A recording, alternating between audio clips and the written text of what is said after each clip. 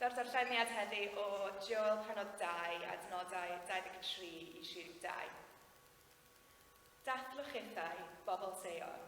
Mwynhewch beth mae Duw wedi wneud. Mae wedi rhoi'r glaw cynnar i chi ar yr adeg iawn. Rhoi'r glaw cynnar yn yr Hydref. A'r glaw diweddar yn y Gwanwyn fel o'r blaen. Bydd y llawr dyrnu yn orlawn o yd, a'r cafnau yn gorlifo o sydd grawnwyn ac olew olewydd. Byddai'n rhoi popeth wnaethoch chi ei golli yn ôl i chi, popeth wnaeth y locustiaid ei fwyta, y fyddin fawr wnes i ei anfon yn eich erbyn chi. Bydd gynnwch chi fwy na digon i'w fwyta. Byddwch yn mol i'r arglwydd eich Duw, sydd wedi gwneud pethau mor wych ar eich rhan chi. Bydd fy mhobl byth eto'n cael eu cywilyddio. Israel, byddai'n gwybod fy mod i gyda ti, ac mae fi ydy'r arglwydd dy Dduw, yr unig Dduw sy'n bod. Bydd fy mhobl byth eto'n cael eu cywilyddio. Ar ôl hynny, byddai'n tywall fy ysbryd ar y bobl i gyd. Bydd eich meibion a'ch merched yn proffwydo. Bydd pobl hŷn yn cael breuddwydion, a dynion ifanc yn cael gweledigaethau. Byddai hyd yn oed yn tywall fy ysbryd ar y gweision a'r morynion. Bydd pethau rhyfeddol yn digwydd yn yr awyr ac ar y ddaear, gwaed a thân a cholofnau o fwg. Bydd yr haul yn troi'n dywyll, a'r lleiad yn mynd yn goch fel gwaed, cyn i'r diwrnod mawr a dychrynllyd yna dod, sef dydd farn yr arglwydd. Bydd pwy bynnag sy'n galw ar enw'r arglwydd yn cael ei achub. Fel mae'r arglwydd wedi ei addo, ar fynydd Seion, sef Jerusalem, i ddrai yn ddianc.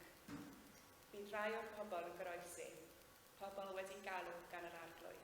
Diolch yn fawr Cynnan am yn harwain ni, a diolch i Carys a Rachel am arwain yr addoliad. Lot o bobl i ffwrdd, lot o bobl wedi ymddiheuro. Mae'n ddiwedd tymor mewn ffordd, ond cofiwch bod Ebenezer yn parhau addoli unwaith y Sul mis Awst. Byddai'n cymryd hoi, 40 Sul fi o flwyddyn yn dod i ben heddiw yma, a wedyn byddai'n cael hoi am chydig. Ac ar ddiwedd y cyfnod, diolch i bawb am eu cefnogaeth, a'i gweddia, a'i gwaith mewn amrywiol ffyrdd. Mae wedi bod yn flwyddyn anarferol, fel y 2 flynedd cynt. Di pethau ddim wedi ailgydio fel oddan nhw, ond fyddan ni'n dod nôl pawb ym mis Medi yn barod ar gyfer cychwyn o'r newydd ac ymegnio a cynnal gweithgareddau gogoniant i Iesu Grist. Felly diolch i bawb ohonoch chi sydd wedi cefnogi fflondeb eich gweddi eich gwaith yn ystod y tymor dwytha. Mae Tudur wedi sôn gan a fod yn cyhoeddi llongyfarchiadau côr Caerdydd. Da ni'n mynd i gael 9 tenor rwan gan un o'r dirigwyr. Sy'n nesaf o'r achos byddai ddim yn bresennol, ond mae'n hyfryd. Pawb wedi cael hwyl yn yr Eisteddfod, a bob dymuniad da i bawb fydd yn gweithio trwy mis Awst, a bob dymuniad da i bawb fydd ar ei gwyliau yn ystod mis Awst. Gobeithio gewch chi gyfnod iach a da. Rwan ta, dwi wedi gwneud 4 pregeth ar y proffwydi bach, a y 4 ar ola dwi wedi ddewis yn y gyfres bach yma ydy Joel. A bob tro dwi'n clywed yr enw Joel, dwi'n meddwl am Billy Joel, y canwr soul Americanaidd. Mae rhywbeth, mae'n enw reit hip, i fod o'n enw sy'n mynd yn ôl dros fwy nag 1 millennium. A jyst syniad cyflym da ni'n mynd i drafod y bore yma o lyfr y proffwyd Joel, 3 pennod, 73 adnod ydi o'i gyd. Felly, ar ôl yr oedfa, ewch adra, a dros ddisgled o de neu paned o goffi, darllenwch y 73 adnod i weld cyd-destun be dwi wedi i agor i chi y bore yma. Chydig bach o gefndir, a mae fyr iawn. Di ysgolheigion yn gwybod nesaf peth i ddim am y proffwyd Joel. Dyna di cefndir y llyfr. Enw ystyr y gair Joel ydy Yahweh sydd ddiw. A pan da chi'n gweld yr enw El mewn gair Hebraeg, mae'n sôn am Elohim fel Bethel, tŷ Duw. Lot o enwa Hebraeg hefo'r elfen el yn efo.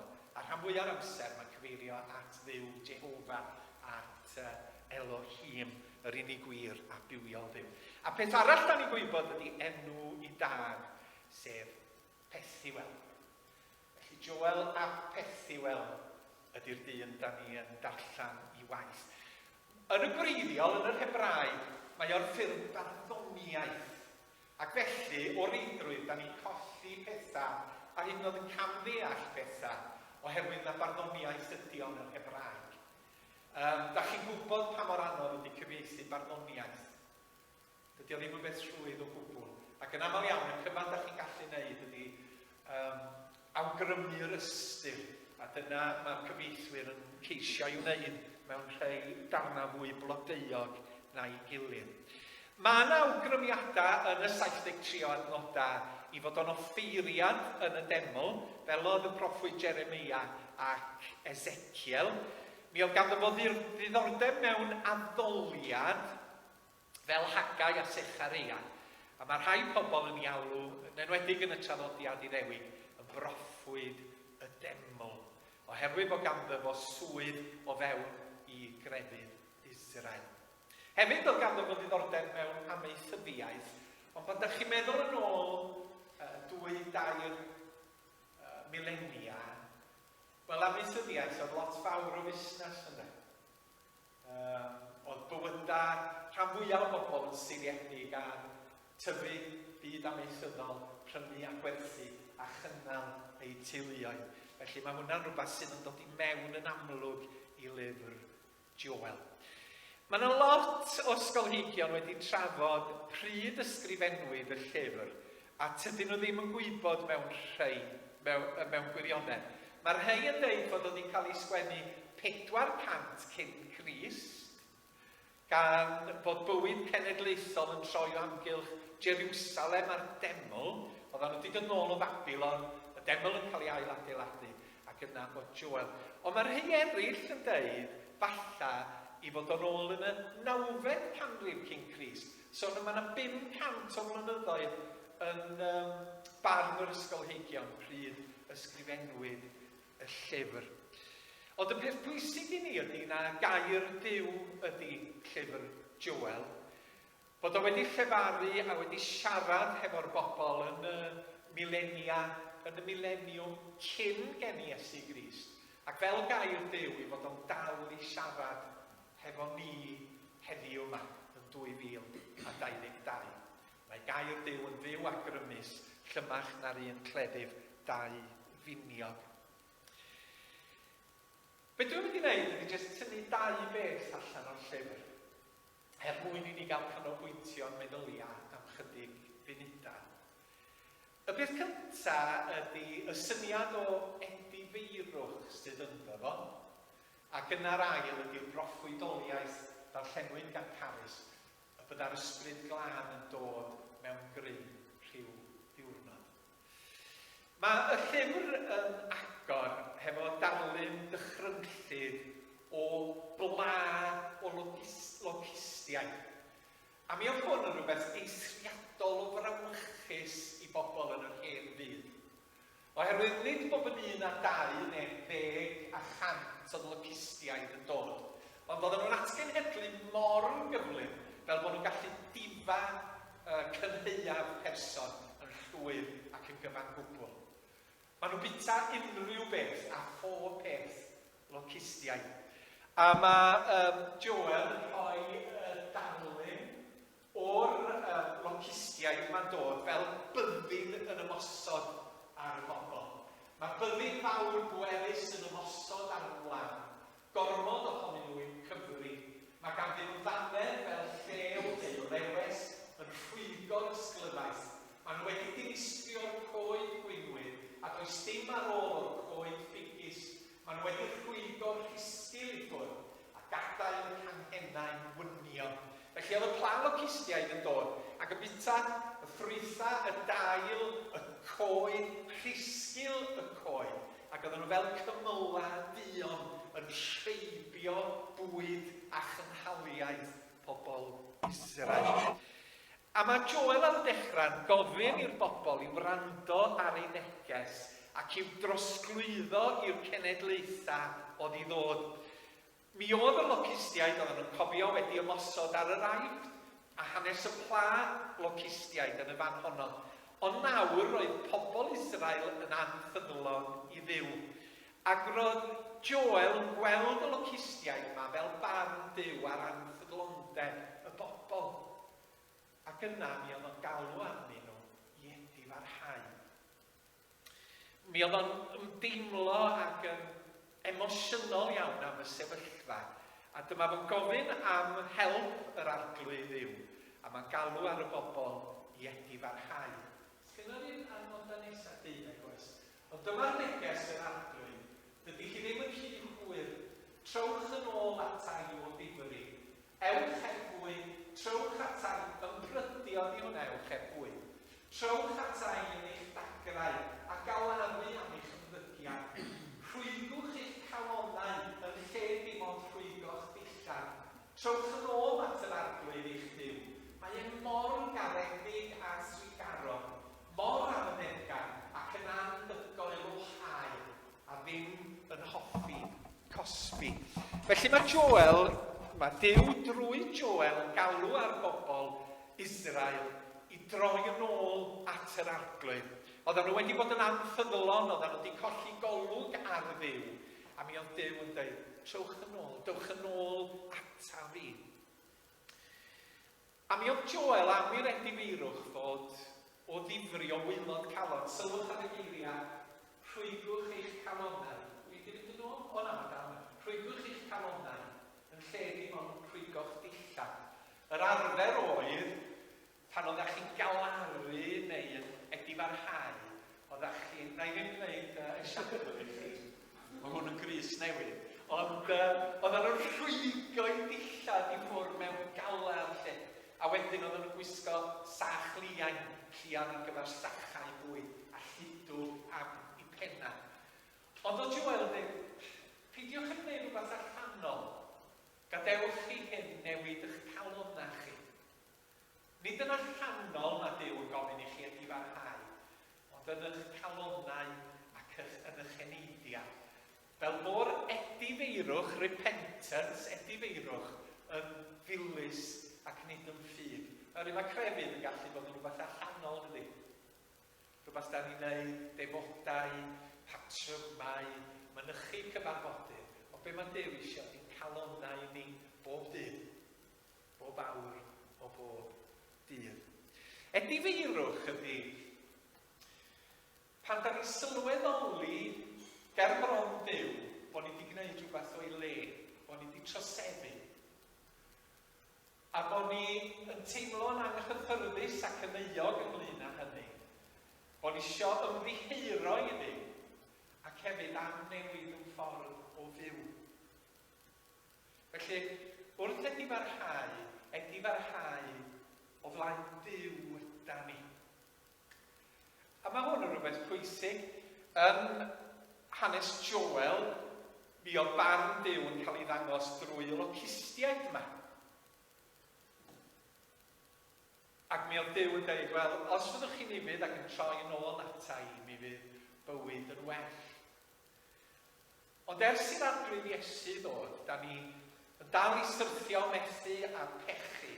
A mae glanhad yn dod drwy Iesu am groes a'r aberth, ond da ni'n dod yn berffaith yn y ymddygiad, ac yn y calon, ac yn y meddyliad. A mewn ffordd mae'r bywyd Cristnogol yn edifarhau cyson, oherwydd da ni ddim yn berffaith. Mae pobl, dwi wedi clywed pobl yn deitha ni, dwi ddim digon da i fod yn Gristion. Ac os na dyna maen nhw wedi dweud, maen nhw wedi camddallt y peth. Oherwydd dos na neb ohona ni yn ddigon da i fod yn Gristion ac i gael yn derbyn gan Dduw. Y ffordd da ni yn cael yn derbyn gan Dduw ydy drwy aberth Iesu Grist ar y groes, a bod ni'n cael yn glanhau a cael yn ystyried yn lan ger bron Duw. Ond wrth i ni fyw yn bywydau, da ni dal i wneud camgymeriadau. Byrbwyll, deud pethau cas, deud pethau naddas, meddwl pethau anaddas i bobl Iesu Grist. A chi bod peidio gwneud pethau da y dyla ni. A mae rhaid ni fod yn gyson at yr arglwydd a dweud arglwydd, dwi'n edifarhau eto ger dy bron di ac yn pwyso ar aberth Iesu. Dyma pan bod y cymyn yn bwysig i ni ar y daith ynddo. Cos bob tro da ni'n dod at y cymyn, da ni'n cael cyfle i edifarhau a dweud arglwydd, dwi'n dibynnu ar dy gariad yn Iesu Grist. Pan o'n i'n fach, y mam yn dweud, oeddech chi rioed yn fach, pan o'n i'n llai, o'n i'n hel hen ginioga.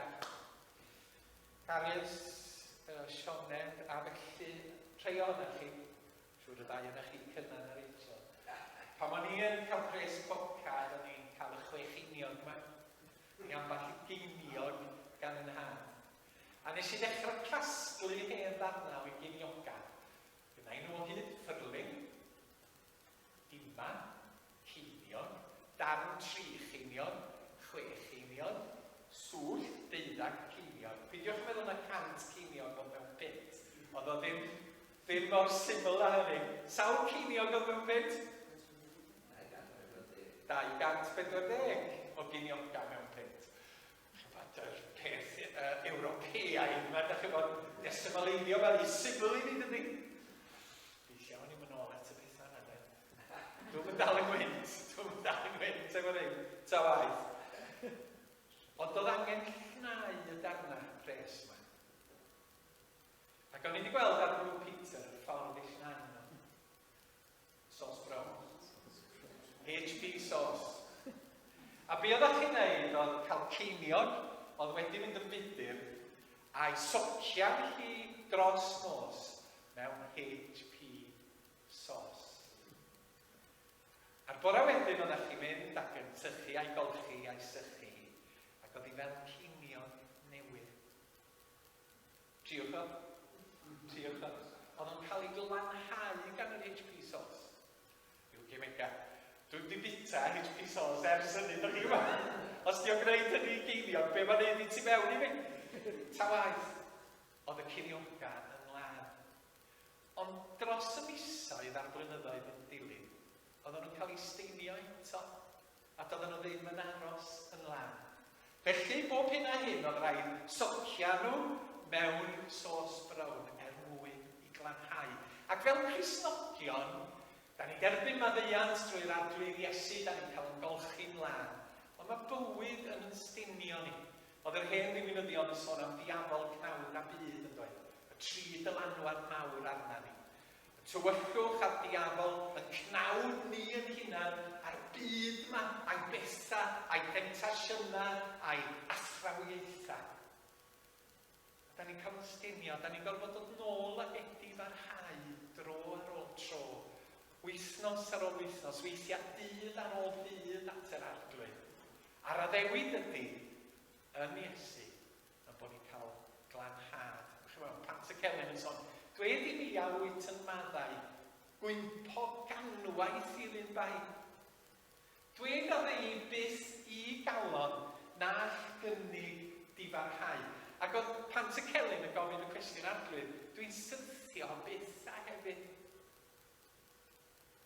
Trwy'r ras, mae Duw yn derbyn ni yn yr arglwydd Iesu. Trwy'r ras, da ni'n cael yn glanhau. Trwy'r ras, da ni'n cael ystyried yn berffaith. Amser chwarae yn ysgol Friars, da ni'n adeilad tryfan blwyddyn, Form 1, Form 2 a Form 3, fel yna ni'n dweud. A amser chwarae yn y bora, am ryw reswm, yn yr haf, oedden ni chwarae fel caci mwci. Mae'n mynd i caci mwci. O dad yn dweud, ti eisiau diod y caci mwci. Dandelion yn byrdog. Oedd hwnnw ar byrdog oedd y caci mwci. A be oedd y ocia neud mynd o gwmpas yn rhoi y caci mwci ma ar y dillad ni. Ac o'na beli bach, wel hwnnw ysbrydolodd felcro de. Ac rhywun stidio'r enw dro, creu felcro. Ac oedd nhw'n sticio yn eich jumpers chi. Dega ohonyn nhw. Ac oedd nhw'n cymryd oes i chi dynnu y peli caci mwci mae i ffwrdd oddi ar eich jumpers. Oedd yr athro'n dweud, dos i gael rheina ar jumper. da ni yn y bywydau. Mae caci mwnci'r byd yn sticio yna ni. Da ni byw o'n bywydau'n dilyn ac yn caru, ac am fod yn mynd i'r arglwydd Iesu, ond methu'r wyf yn aml yna. A maen nhw'n sticio yna ni. A'r unig ffordd da ni gallu tynnu nhw ffwrdd ydy edifeirwcha'r a dod at yr arglwydd a dweud, arglwydd dyma fi, ar dalwad di. Edifeirwch. Oce. Felly mae edifeirwch yn y fan yma gan Joel sydd yn atgoffa ni o'r angen i edifeirwcha'r. Da ni gallu gwneud hynny bersonol, pan da ni'n gwybod bod ni wedi gwneud rhywbeth o'i le, bod ni'n plygu gael bron Duw yn arglwydd. Mae'n wirioneddol ddrwg gen i, a dwi eisiau delio hefo hyn, a dwi eisiau rhannu hyn hefo ti. Neu di drwy'r Iesu'n waith eto fy mlanhau, a gair ydi sanctifio, sanctifio, o Duw yn sanctifio ni. Yr ail beth o'n i eisiau tynnu sylw ato fo oedd proffwydoliaeth Joel am yr Ysbryd Glân. Mae'n cyfeirio at y pla locus yma, mae'n cyfeirio at edifeirwch y bobl. Nath Carys ddarllan o'r ail benod am addewid Duw y bydda pethau'n gwella yn nes ymlaen. Ond ar ddiwedd y benod honno'r ail benod, mae ganddo fo y proffwydoliaeth yma sydd yn cael ei dyfynnu gan Pedr yn llyfr yr Actau. A da ni gyfarwydd iawn ar proffwydoliaeth. Oedd yr Ysbryd Glân wedi rhoi proffwydoliaeth i Joel y bydda'r Ysbryd Glân yn dod mewn grym y nes ymlaen ar bobl Duw. Darllenwch y geiriau yma efo fi. Ar ôl hynny, byddai'n tywallt ysbryd ar bobl i gyd. Bydd eich greigion a chyneched yn proffwydo, bydd bobl hŷn yn cael breuddwydion, a dynion ifanc yn cael gweledigaethau. Byddai'n hyd yn oed yn tywallt ysbryd ar weision a'r morynion. Bydd pethau rhyfeddol yn digwydd, yn yr awyr a harddeia, gwaed a tân a chodd na'i wwg. Bydd yr rhan yn tron yn dywyll a lleiad yn mynd yn goch fel gwaed. Ceir diwrnod mawr a dychrynllyd yn amod, sef dyn barn ar arglwydd. Bydd pwy bynnag sy'n galw ar enw yr arglwydd yn cael iachyd. Go brin fod Joel yn deall arwyddocâd y geiriau yma pam oedd o'n ei cyhoeddi nhw. Mi oedd o wedi cael neges arbennig gan Duw. Rhyw ddydd, mi fydd Ysbryd Glân Duw yn dod mewn ffordd newydd a grymus ar bobl Dduw. A dyma mae Pedr yn ei ddyfynnu ynde. Mae o'n dweud, fe ddywedodd Joel, a heddiw ar ddydd y Pentecost, mae'r proffwydoliaeth yn dod yn wir, a mae'r ysbryd yn dod. Cymdeithas yr Ysbryd Glân ydy'r Eglwys Gristnogol. Dysa ni ddim yn bodoli o'n i bai am bresenoldeb a gwaith yr Ysbryd Glân. Oherwydd yr addewid ydy bod pob un sydd yn credu'n Iesu Grist yn ddiwahân fel arglwydd ar ei fywyd, fel gwaredwr i'w bechoda, yn derbyn yr Ysbryd Glân yn ei galon. Dyna'r addewid. I Gwenda ac Unon a Delyn ac Iwan a Tudur. Mae'r Ysbryd Glân yna ni drwy yn ffydd yn Iesu Grist. Boed fy nghalon i ti'n demel. Ac felly, pan da ni yn ymddiried yn Iesu, yn credu yn Iesu, yn ildio'n bywyd i'r Iesu, mae Duw yn dweud, cyfrwch yr Ysbryd Glân. Mae hwn yn rôl i chi. Fel yr addawodd yr arglwydd Iesu Grist ei hun. A sylwch dau beth yn y fan yma. Nid ryw diferyn o Ysbryd Glân oedd Duw yn rhoi. Ach fel, tywalltaf yr ysbryd arna chi. Mae'n air yn Dyffryn Conwy, lle maen nhw'n dweud trwp o law. Mond Betty Pierce dwi wedi glywed yn dweud y gair trwp. Trwp ydy pan mae y cymylau yn agor yn annisgwyl A mae glaw trwm yn arllwys arna chi. A dwi'n meddwl bod hwn yn disgrifiad da o'r Ysbryd Glân. Nid glaw ysgafn, nid diferion hwnt ac yma welodd Joel pan byddai'r ysbryd yn dod. Ond bod Duw yn arllwys yn tywallt yr Ysbryd Glân ar ben i bobl. Ac ar ddydd y Pentecost, dyma welson ni'n digwydd ynde. Bod yr ysbryd yn cael ei arllwys ar y Cristnogion. Beth arall i'w sylwi yn y geiriau yma ydy nad ydy'r ysbryd ddim yn gwahaniaethu rhwng pobl ar sail safle cymdeithasol. Na rhyw yn y fan yma. Mae o yn deud fel hyn, crynodeb, bydd yr ysbryd yn dod ar y bobl i gyd, pawb sy'n credu'n Iesu, eich meibion a'ch merched, pobl ifanc, benywaidd, gwrywaidd, di o ddim yn gwahaniaethu, pobl hyn, bydda'n nhw'n derbyn yr Ysbryd Glân, pobl eiddfed a phrofiadol, byddai hyd yn oed yn tywallt ysbryd ar y gweision a'r morynion. Felly mae'n dweud am gymdeithas i gyd, nid jyst rhanna o'r gymdeithas, nid offeiriaid yn y deml, ond pob un sydd â ffydd yn yr arglwydd Iesu, mi byddai'n tywallt yn arllwys yr Ysbryd Glân arnyn nhw. Pobl freintiedig, pobl di-freintiedig sydd yn dilyn yr arglwydd Iesu, mae'r addewid am yr Ysbryd Glân yn gweithio yn eu plith nhw. Ac y cyfnod maen nhw'n sôn amdano fo ydy rhwng yr amser ddoth Iesu am y tro cyntaf a pryd fydd o'n ail-ddangos, dyma cyfnod bendith yr Ysbryd Glân. A da ni'n byw ynddo fo. Da ni'n byw heddiw yn y Gymru baganau 2022 yng nghyfnod Duw yn arllwys yr Ysbryd Glân a bendithio corff Crist efo grym yr ysbryd. A sylwch beth mae'r ysbryd yn wneud, mae'n sôn am rei o'r bethau, dydy. Mae o'n dweud, bydd Cristnogion yn proffwydo. Fedrwch chi ddihongli hwnnw mewn amrywiol ffyrdd. Un ffordd ydy bod nhw'n cyhoeddi gair Duw mewn gwahanol ffyrdd. Yn pregwethu, yn rhannu profiad, yn cael breuddwydion a gweledigaethau. Gweld pethau arbennig. Duw yn rhoi arweiniad i bobl drwy weledigaethau, cael syniadau creadigol sut i lwyddo teyrnas Duw a thyfu corff Crist ac arweiniad sut i weithredu. Bydd pethau rhyfeddol yn digwydd ac fe welwyd gwirthiam. A mae gwirthiam parhau yn y dyddiau ni a dros y canrifoedd. Ac yna mae o'n cloi bydd pwy bynnag sy'n galw ar enw'r arglwydd yn cael ei hachub. Wrth i ni rannu y newyddion da a byw y newyddion da a chyhoeddi Iesu Grist, mi fydd pobl yn dod i ffydd. A mae'n bwysig cofio bod hyn yn parhau heddiw yma.